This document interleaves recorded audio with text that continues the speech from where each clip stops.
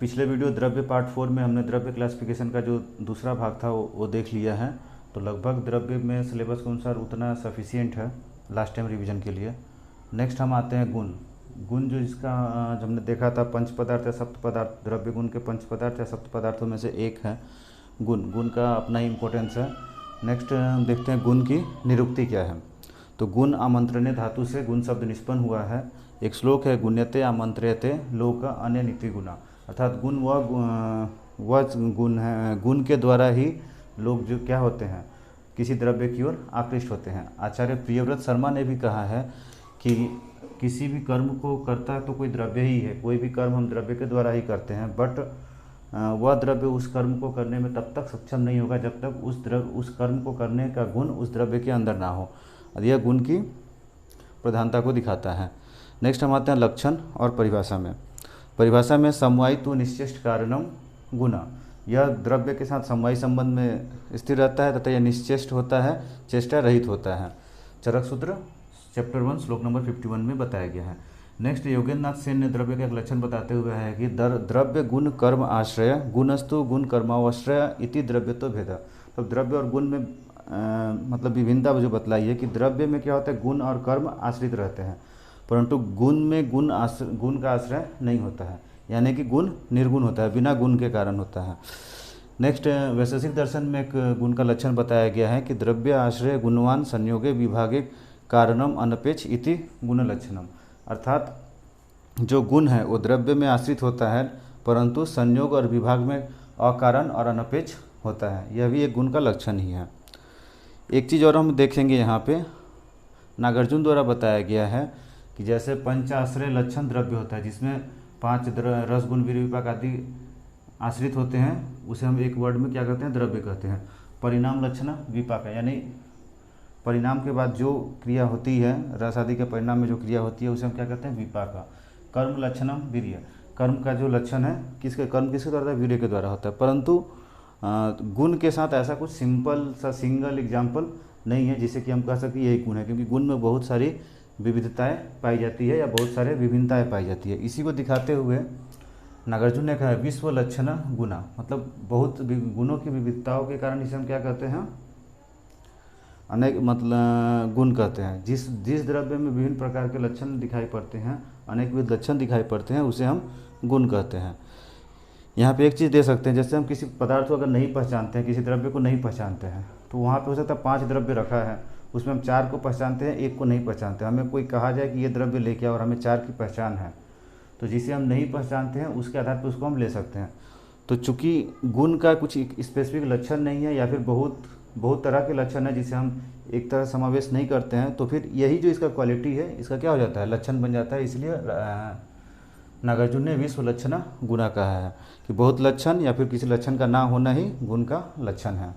Next हम आते हैं क्लासिफिकेशन या वर्गीकरण, गुण का वर्गीकरण। तो आचार्य चक्रपाणी ने चरक सूत्र स्थान 1 चैप्टर 1 श्लोक नंबर 49 के कमेंट्री के क्रम में गुण 3 प्रकार के बताए हैं, वैशेषिक गुण, सामान्य गुण और आत्मगुण।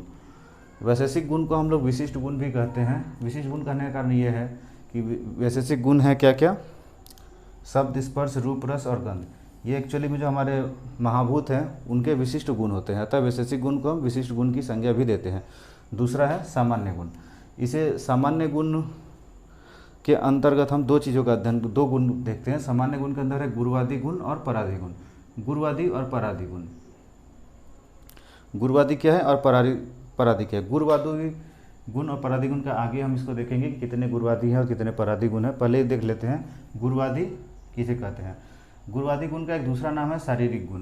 गुरुवादी गुण का एक दूसरा नाम है शारीरिक गुण। क्यों शारीरिक गुण नाम है, क्योंकि गुरुवादी गुण के जो भी गुण हमारे हैं, गुरु मध्यम स्नग्ध श्लिष्ण शांत मृदु स्थिर इत्यादि, उनका शारीरिक धातुओं और द्रव्यों से एक विशेष संबंध होता है जिसे हम लोग शारीरिक गुण कहते हैं, और ये संज्ञा इसे दी है आचार्य गंगाधर जी ने।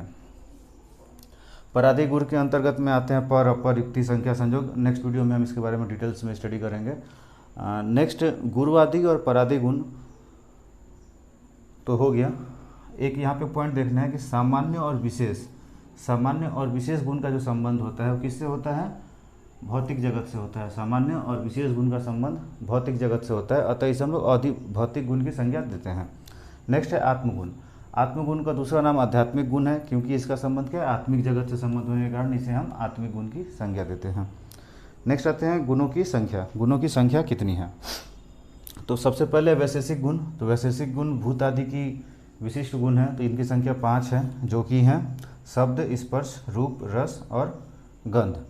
नेक्स्ट है सामान्य गुण। सामान्य गुण के अंदर हमने गुरुवादी गुण देखा था और परादी गुण देखा था। गुरुवादी गुण की संख्या है 20, परादी गुण की संख्या है 10, तो टोटल सामान्य गुणों की संख्या है 30।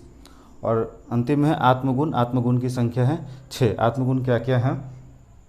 बुद्धि, इच्छा, द्वेष, सुख, दुख और प्रयत्न, ये 6 क्या है आत्मगुण। तो तब गुणों की संख्या कितनी हो गई? टोटल 41। टोटल गुणों की संख्या हो गई 41।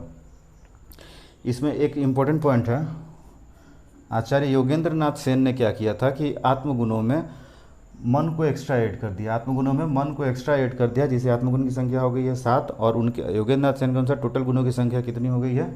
42। अब एक बार वैशेषिक गुण तो हमने देख लिया, शब्द, स्पर्श, रूप, रस और गंध। आत्मगुण बुद्धि, इच्छा, द्वेष, सुख, दुख और प्रयत्न। परादी गुण क्या एक बार देख लेते हैं। परादी गुण है पर, अपर, युक्ति, संख्या, संयोग, विभाग, पृथकत्व, परिणाम, संस्कार और अभ्यास। नेक्स्ट देखते हैं गुरुवादी गुण।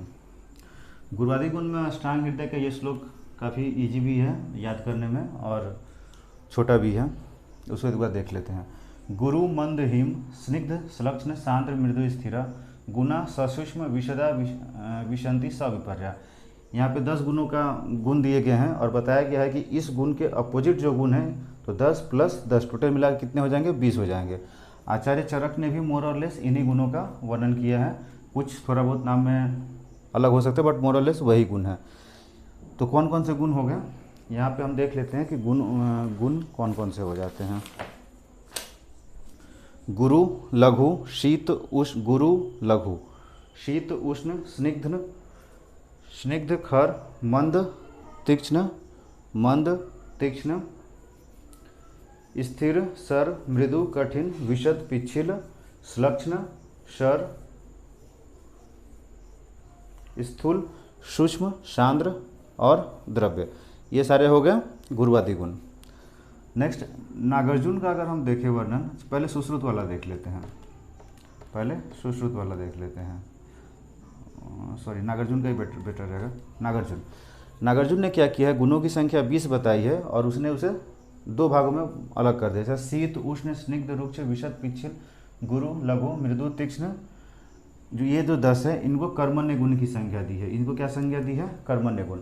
और आगे चलकर आचार्यों ने इसी कर्मण्य गुण से विशद और पिछुल को अलग करके जो 8 गुण बचे उसे अष्टवीर्य की संज्ञा दी है। आगे जब हम वीर्य पढ़ेंगे तो इसके बारे में एक बार देखेंगे जरूर।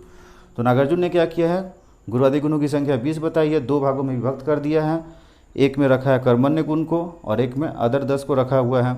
कर्मण्य गुण से विशद और पिछुल को अगर हटा देंगे तो हमें 8 जो गुण मिलेंगे, वही अष्टवीर्य की संज्ञा उसी को दी गई है। नेक्स्ट सुश्रुत ने क्या किया है, सुश्रुत ने भी 2 भागों में गुण को बांटा है। पहला जो 10 है वो नागार्जुन में जो हम लोग 10 देखते हैं वही है, और दूसरा वाला जो है उसमें द्रव सांद्र श्लक्ष्ण कर्कश सुगंध दुर्गंध सर मंद आशुकारी और सूक्ष्म इन गुणों का समावेश किया है। इसके अलावा भी उन्हें व्यवहारी और विकासी गुण का भी समावेश किया है।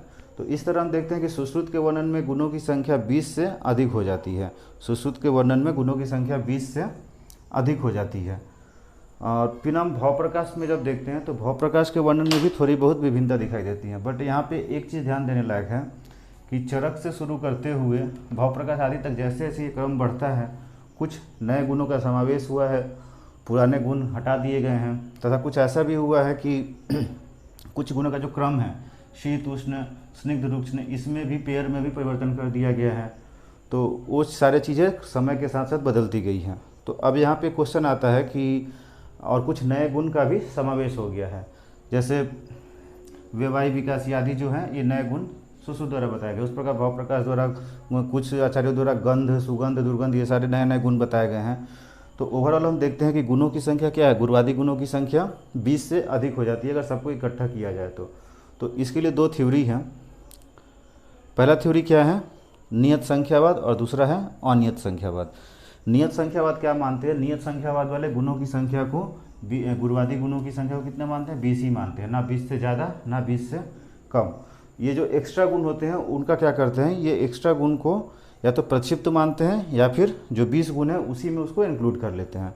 लेकिन जो अनियत संख्यावादी हैं वो क्या करते हैं, उनका कहना है कि जो 20 गुण जो अभी गुरुवादी गुण जो बताए जाते हैं वो क्या है, प्रमुख गुण है, वो प्रमुख गुण है। इसके अलावा भी गुणों की संख्या असंख्य है जो अलग अलग द्रव्यों में अलग अलग पाई जाती है तथा समय समय पे अलग अलग आचार्यों द्वारा विभिन्न शास्त्रों में उनका वर्णन हुआ है। चूँकि वो प्रमुख नहीं होते हैं या फिर उनका उतना अधिक उपयोग नहीं होता है, इसलिए उन्हें गुरुवादी गुणों की संख्या में नहीं इंक्लूड किया गया है। बट ये अनियत संख्यावाद क्या करते हैं, गुणों की संख्या को 20 से, गुरुवादी गुणों की संख्या को 20 से अधिक मानते हैं। आज के लिए इतना ही। नेक्स्ट वाले वीडियो में हम लोग गुण का स्वरूप देख लेंगे, गुरुवादी और परादी गुण का थोड़ा बहुत डिस्क्रिप्शन, और उम्मीद है कि उस वीडियो में गुण समाप्त हो जाएगा। Thank you.